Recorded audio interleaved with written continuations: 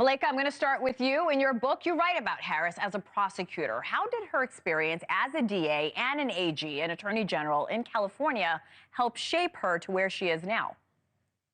Well, it's widely viewed that having a background in law enforcement as a prosecutor, as she did in district attorney, is an asset, particularly for women running for elective office. We tend to, women that is, need to show evidence that we're going to be strong on crime. And that we can manage those issues in our role, and she certainly did that. She, to be a law enforcer, you're not going to please everybody all the time, of course, but she incepted measures for reforms for dealing with nonviolent criminals, alternatives to incarceration. She had an emphasis on children, an emphasis on victims of sex crimes. She had a quite successful career in law enforcement. In 2019, Malaika, let me stick with you for a second. Harris was running for the Democratic presidential nomination, as we all know. Then Hawaiian Congresswoman Tulsi Gabbard hit Harris on her record. Here's what she said. Senator Harris says she's proud of her record as a prosecutor and that she'll be a prosecutor president, but I'm deeply concerned about this record. There are too many examples to cite, but she put over 1,500 people in jail for marijuana violations and then laughed about it when she was asked if she ever smoked marijuana. She blocked evidence. She blocked evidence that would have freed an innocent man from death row until the courts forced her to do so. This made headlines. I remember this clearly. How will she defend her record on crime this election cycle? Well, she can talk about the people that she kept out of jail as well. And she can talk about the reforms that she initiated to make communities safe, children, women, and men. I think she has a lot to talk about. I know she has a lot to talk about.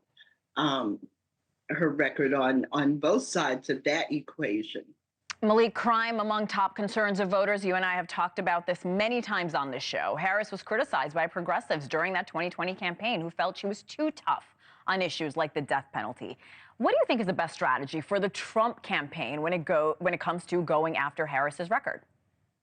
Focus on, actually, we're going to borrow from Tulsi Gabbard. You can be rest assured that we're going to be playing that over and over again as far as her time as Attorney General, which is ironically, it seems as if she would rather focus on her time as Attorney General, not as a U.S. Senator, nor for that matter, the Vice President of the United States. So Donald Trump and Republicans, we will prosecute her own record as Attorney General. She's now saying that she wants to end qualified immunity, which again is ironic because when Republicans actually, through Tim Scott, pushed the Justice Act, Kamala Harris, it didn't have qualified immunity in it, but Kamala Harris was one of the senators that blocked police reform from going to the floor for debate. So Kamala Harris will have to defend her own record. And the fact that, again, we're going back to her time as Attorney General, as if she hasn't been Vice President of the United States, where she has no list of accomplishments on the issue of crime, we're going to go after her. Well, on the other side, Malik, how should Trump use his record on criminal justice reform to his advantage?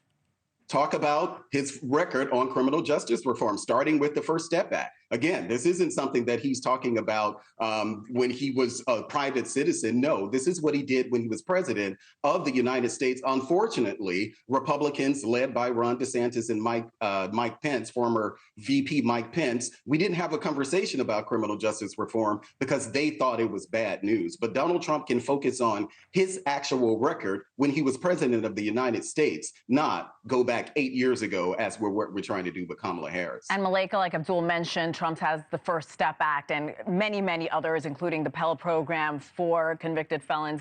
How has Harris's stance on criminal justice reform changed over time?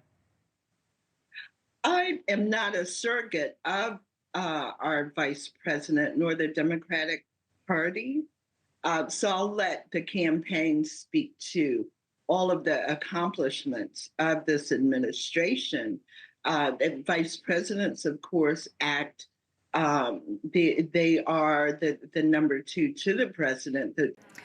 Thanks for watching. Go to joinnn.com to find NewsNation on your television provider. And don't forget to click the red subscribe button below to get more of NewsNation's fact-driven, unbiased coverage.